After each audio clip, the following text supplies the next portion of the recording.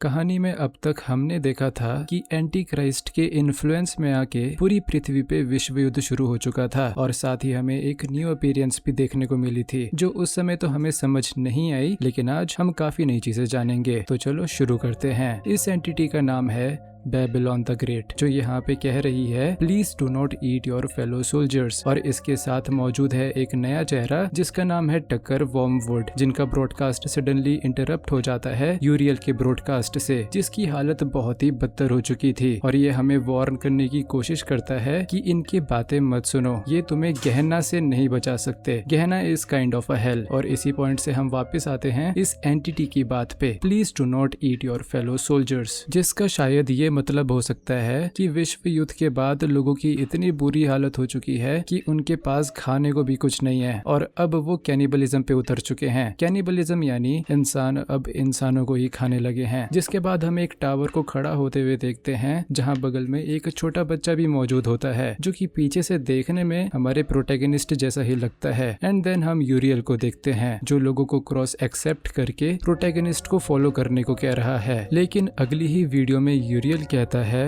She is here. Let her in.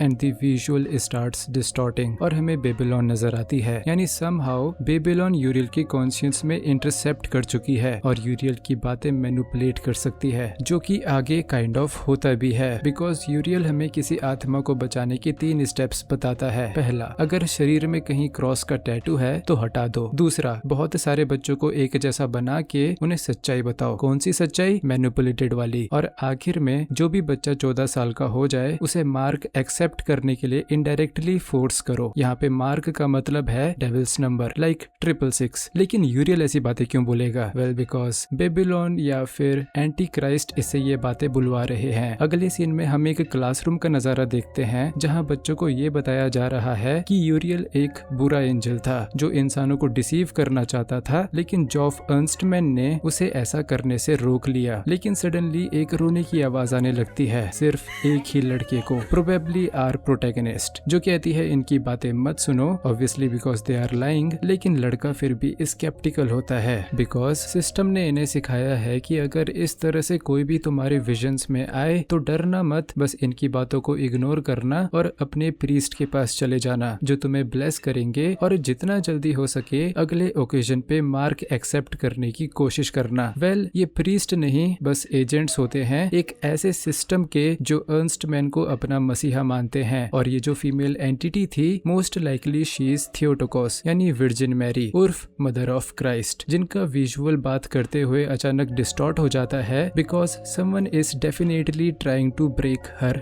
Link. अगले scene में हम बेरेकियल को देखते हैं जो कि प्रोटैगनिस्ट से उसकी स्किन मांग रहा है ताकि वो खुद उस स्किन को पहन सके। लेकिन ऐसा क्यों? वेल, अगले ही सीन में हम एक और बार बेरेकियल को देखते हैं जो कि लेबोरेटरी से बाहर आ चुका है लेकिन कोई नुकसान नहीं कर रहा है, बस कुछ बच्चों के साथ खेलना चाहता है। वेल, यू सी बेरेकियल को बनाया गया था काम करवाने के लिए, लेकिन दिमागी तौर से ये बस एक बच्चा है जो धीरे धीरे ये डिस्कवर कर रहा है कि ये इंसानों से अलग है। लेकिन ये इंसानों के साथ घुलना मिलना चाहता है जिसके लिए इसे इंसानों जैसा दिखना पड़ेगा और इसीलिए ये इंसान की स्किन पहनना चाहता है ताकि ये भी दोस्त बना सके। लेकिन लेबोरेटरी से बाहर निकलने की वजह से बेरेकियल को न्यूज में लावारिस घूमता हुआ दिखाया जाता है जो कि जॉफ अर्नस्टमैन और एकल ब्लूम को बिल्कुल पसंद नहीं आता और ये दोनों मिलकर बेरेकियल की तब तक बेइज्जती करते हैं जब तक वो अंदर से टूट नहीं जाता। जिसके बाद अगले सीन में हमें टीवी पे बेबल 1 नाम से एक अपीयरेंस देखने को मिलती है जो कि do you want to be an angel पूछकर डिस्टॉर्ट हो जाती है। लेकिन जाते जाते हमें एक चेहरा देखने को मिलता है बेबीलोन का और अगले ही सीन में हमें एक एंजल कॉर्प नजर आता है जो कि वॉर्मवुड के पीछे ढेर सारे चेहरे और रस्सियों में बंधा हुआ होता है और काफी ज्यादा सफरिंग में होता है। इवन इसके चेहरे का थोड़ा सा हिस्सा टूट चुका होता है जिसके अंदर हमें एक ह्यूमन फेस भी नजर आता है। यानी मोस्ट प्रोबेबली एंजल कॉर्प्स को बनाने के लिए इंसानों को ही यूज करा है। जिसके बाद हमें मैरी और प्रोटैगनिस्ट की कन्वर्सेशन दिखाई जाती है जहाँ मैरी कहती है कि तुम जल्दी ये देश छोड़ के चले जाओ, तुम्हें तुम्हारी मंजिल पे जीसस पहुंचा देंगे। लेकिन बच्चा कहता है कि आपने गलत लड़का पकड़ा पड़ा है, मैं वो नहीं हूँ जो आप सोच रहे हो। जिसके रिप्लाई में मैरी कहती है कि जब जीसस को क्रॉस पे पिन किया जा रहा था और उनकी नजरों के सामने से उनके बच्चों की तस्वीरें जा रही थी, तो तुम्हें क्या लगता है उन तस्वीरों में से एक तुम्हारी तस्वीर नहीं होगी? जिसके बाद हम बेरेकियल को एक घर की खिड़की के बाहर देखते हैं, जो अंदर मौजूद लड़की से पूछता है कि क्या वो भी एक एंजल बनना चाहती है। सीन यहीं पे कट होता है और हम देखते हैं कि यूरियल बता रहा है कि अपना एंजल कैसे बनाया जाता है। As far as I think नकली यूरियल, बट व्हाटएवर। सबसे पहले अपने कैप्टिव एंजल का डीएनए एक्सट्रैक्ट करना है, फिर एक वायबल होस्ट ढूंढना है जो कि देखने में पिछली लड़की जैसी लग रही है, एंड देन उस डीएनए को होस्ट के एग्स में इंटीग्रेट कर देना है। But then again visuals distort होते हैं और हम देख पाते हैं कि अर्नस्टमैन की बॉडी में एक और अनोमली एग्जिस्ट करती है, जिसका टास्क है बेरेकियल की तरह एक और एंजल बनाना, लेकिन ये असफल है क्योंकि ये अर्नस्टमैन नहीं है। लेकिन अगले ही सीन में हमें पता चलता है कि बेबल 2 टावर पे हमला हो चुका है, जिसकी वजह से ये बेबल 1 प्रोग्राम सारी पावर अपने हाथों में ले चुका है सो डेट ये सिचुएशन को हैंडल कर सके। अगले सीन में हम यूरियल को जीसस क्राइस्ट से बातें करते हुए देखते हैं। यूरियल कहता है कि आपने मुझे बचाया क्यों नहीं फादर, जब मैं यहाँ मर रहा था तो आप कहाँ थे? जिसके रिप्लाई में क्राइस्ट एक उदास चेहरे के साथ कहते हैं I am here my child, जिसका सिंबोलिज्म मुझे कुछ खास समझ नहीं आया, बट मेरा अजम्पशन ये है कि शायद अब कहानी में क्राइस्ट का भी कुछ ना कुछ रोल रहने वाला है। अगले सीन में हम बेरेकियल को रेचल के कमरे में देखते हैं, जहां रेचल रो रही होती है क्योंकि उसके पास दोस्त नहीं है। वेल, बेरेकियल से बेटर दोस्तों की कमी और कौन समझ सकता है। तो ये रेचल को ले जाता है बाहर, बंदूक पकड़ाता है और कुछ गुंडों को मरवा देता है, जिसकी वजह से जनता रेचल से काफी खुश हो जाती है और उसको प्रेस करने लगती है। अगले सीन में हम देखते हैं कि प्रोटैगनिस्ट को डेविल्स मार्क लेने के लिए पूरी तरह से ब्रेन वॉश कर दिया जा चुका है, और हम इन सब की बातें सुन भी सकते हैं कि अगर लड़के ने मार्क ले लिया तो ये सब उस लड़के के दोस्त बन जाएंगे। लेकिन वहीं क्राइस्ट ये कह रहे हैं कि भले ही ये लड़का उनके खिलाफ हो जाए, ये अपने बच्चे से फिर भी उतना ही प्यार करेंगे। लेकिन क्राइस्ट की ये बात बिल्कुल साइलेंट होती है, बिकॉज कोई है जो इन मैसेजेस को दबाना चाहता है लेकिन पूरी तरह दबा नहीं पा रहा है। I'll be your friend. I'll be your friend. I'll be your friend. I'll be your friend. Anyways, लड़का मैनिपुलेट होने के बाद मार्क एक्सेप्ट तो कर लेता है, लेकिन जल्द ही अपने डिसीजन को रिग्रेट भी करने लगता है। अगले सीन में हम अगेन बेरेकियल को देखते हैं, जो कि एक लड़की की प्रेयर सुन के आया है, बिकॉज अपेरेंटली इसका छोटा भाई बीमार है, जिसके लिए ये लड़का प्रे कर रहा था, और प्रोबेबली इस लड़के को टेलीपोर्ट करके लेबोरेटरी लाया गया है, बिकॉज इसके सामने जॉफ अर्नस्टमैन की डेड बॉडी है और इस लड़के को एंजल इंजन इनिशिएटिव के लिए चूज किया गया है। लेकिन क्यों? वेल, आगे पता चलेगा। आखिर में बेरेकियल इससे रिक्वेस्ट करता है कि वो इसे अपनी स्किन दे दे। बेरेकियल ऐसे तो नहीं मिलने वाली स्किन, जिसके बाद विजुअल्स अगेन डिस्टॉर्ट हो जाते हैं और अगले सीन में हमें यूरियल नजर आता है, नकली वाला, जो बताता है कि अपने लोगों को काबू में कैसे लाया जाए। वेल, सबसे पहले उन्हें गलत जानकारी से भर दो, फिर उनका एक कॉमन दुश्मन बनाओ, फिर खुद उन दुश्मनों की आर्मी बना के अपने लोगों पे हमला करो, और जब आंसुओं की नदियां बहने लगे तो दुश्मनों के खिलाफ रिटेलिएशन कर दो, जिसके बाद तुम अपने लोगों का भरोसा जरूर जीत जाओगे। इसी रिकॉर्डिंग के लास्ट में हमें अर्नस्टमैन की शक्ल नजर आती है, जो कहता है ये मैं नहीं हूँ, यानी ना तो ये यूरियल है और ना ही जॉफ। वेल, ये तो हम पहले ही डिस्कवर कर चुके हैं कि ये एंटी क्राइस्ट है, सो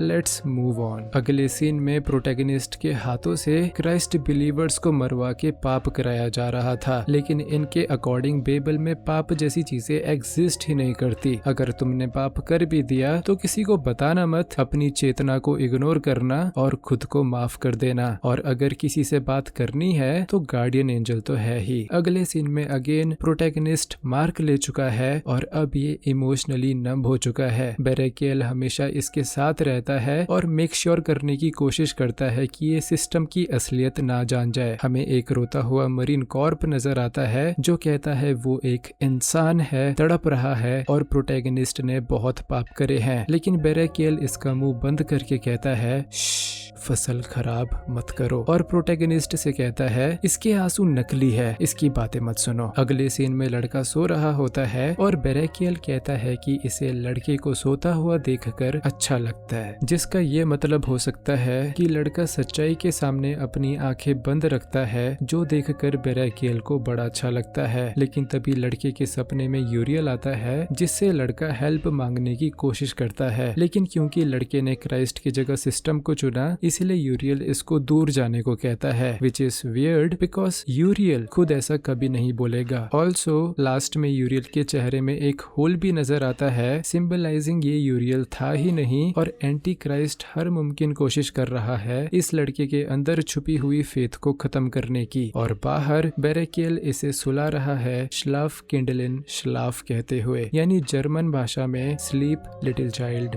स्लीप। अगले सीन में हम बेरेकियल को खून से सना हुआ देखते हैं जो कि एक डॉल को एज अ बर्थडे गिफ्ट लाया है फॉर आवर प्रोटैगनिस्ट, और बैकग्राउंड में कोई जमीन पे गिरा हुआ होता है, सो मोस्ट प्रोबेबली बेरेकियल पे खून इसी इंसान का है। एनीवेज हम कॉन्टेक्स्ट समझते हैं। हम एक लड़की को देखते हैं जिसके पापा उसके लिए एक डॉल बर्थडे गिफ्ट लाए थे, लेकिन तभी दरवाजे पे सिस्टम के लोग आ जाते हैं जिन्हें इस आदमी का दोस्त लियोनाइडस खुद लाया था, सो डेट लियोनाइडस इसको क्राइम के लिए फ्रेम कर सके और गिरफ्तार करवा सके। लेकिन एक आदमी इसे गोली ही मार देता है, ये कहकर कि ये रेजिस्ट कर रहा था। झूठ। लियोनाइडस ने बोला था कि इसकी बेटी सेफ रहेगी, लेकिन सिस्टम का एक आदमी इसकी बेटी को भी पकड़ लेता है, जिसके खिलाफ प्रोटैगनिस्ट आवाज उठाता है, लेकिन दूसरा आदमी प्रोटैगनिस्ट को पीट देता है, जो बेरेकियल को बिल्कुल अच्छा नहीं लगता और वो खुद सिस्टम के आदमी की जान ले लेता है, जिसका खून बेरेकियल के शरीर पे हम पहले ही देख चुके थे। और ये वही डॉल थी जो वो बाप अपनी बेटी के लिए लाया था। अगले सीन में हमें पता चलता है कि जॉफ की मौत अब पब्लिक हो चुकी है और हमें जॉफ की आत्मा भी दिखाई जाती है, जो कि शायद अपने ही पापों से बने जाल में फंस चुकी है। एंड अगेन हमें वो लड़का दिखाया जाता है जिसको एंजल इनिशिएटिव ने सेलेक्ट करा था, और यहाँ दूसरा साइंटिस्ट इसको इमोशनलेस बनाने की पूरी कोशिश कर रहा है। अगला सीन हमें एक्सक्लूसिवली एक गेम की तरफ हिंट करते हुए नजर आता है, एंजल इंजन, जो कि एक्चुअली स्टीम पर अवेलेबल भी है। तो अगर आप चाहते हो कि मैं इस गेम को खेलूं और कवर करूं तो इस वीडियो पे 3000 लाइक्स का एम रखता हूं। अगले सीन में हम जॉफ को रिजरेक्ट करने की कोशिश होते हुए देखते हैं, लेकिन यूरियल अब पूरी तरह इनएक्टिव हो चुका है, जिसकी वजह से सेकंड ऑप्शन बेरेकियल को नींद से उठाया जाता है, जिसको सपनों में एक बच्चे जैसा दिखाया है, बिकॉज मेंटली ये एक बच्चा ही है जो जॉफ को अपना पिता मानता है। Hence this father and sun symbolisation. अगले सीन में हम उस बच्ची के साथ इंटरोगेशन होते हुए देखते हैं जिसके पापा को मार दिया गया था, लेकिन यह आदमी कहता है कि अगर तुम हमें गेट के बारे में बता दोगी तो हम तुम्हें तुम्हारे पापा से जल्द ही मिलवा देंगे, यानी जानकारी मिलते ही ये इस बच्ची को भी मार देंगे। लेकिन ना तो बच्ची को मालूम है और ना ही उसे ये सब समझ आ रहा है, तो ऐसे में बेरेकियल स्टेप इन करता है और इस आदमी का मुंह बंद करके कहता है कि बच्ची से झूठ नहीं बोलना, और इस आदमी को मार देता है। जिसके बाद ये बच्ची को बताता है कि उसके पापा मर चुके हैं और ये उसके पापा को नहीं बचा सका, लेकिन चिंता करने की कोई बात नहीं है क्योंकि अब ये खुद इस बच्ची का नया पापा है। इवन इसने बच्ची के पापा की स्किन भी पहनी है। आई नो बेरेकियल could be very weird and somehow caring. Anyways news में हमें दिखाया जाता है कि जेफ था द गिलियडाइट, जिसको ये लोग एक टेररिस्ट बोलते हैं बिकॉज ये ईस्टर गेट का आर्किटेक्ट था, उसका मर्डर करके न्यूट्रलाइज कर दिया है। जिन्हें नहीं पता, Easter gate was a kind of communication link between humans and angels, जिसका कंस्ट्रक्शन सिस्टम के लिए एक बहुत बड़ा थ्रेट था। इसीलिए सिस्टम ने जेफ्था को फ्रेम करके मरवा दिया और जो भी सिस्टम के खिलाफ जाएगा उसका यही हाल होगा। फिलहाल जितने भी एपिसोड्स ऑफिशियली अवेलेबल हैं मैं सारे कवर कर चुका हूँ। That's it for today's video. अगर वीडियो पसंद आई तो आप जानते हैं आपको क्या करना है। मैं मिलूंगा आपसे अगली वीडियो में। धन्यवाद।